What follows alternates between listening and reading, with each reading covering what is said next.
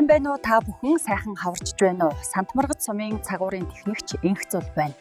Сантмаргад сумын цагуурын харуул нь 24 цагийн тасралтгүй үйл ажиллагаатайгаар цаг агаарын мэдээг тогтмол ажигладаг.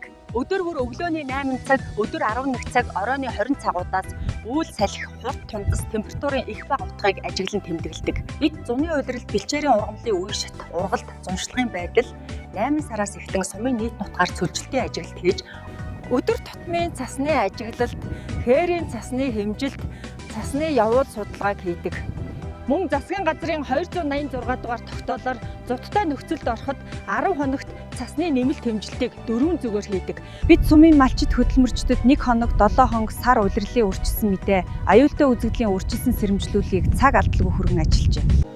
Завхан аймагт улс цагуурын байгууллага үүсч хөгжсөний 90 жилийн ой мэндийг мэргэжил нэгт та бүхэндээ өргөн дэвшүүлье.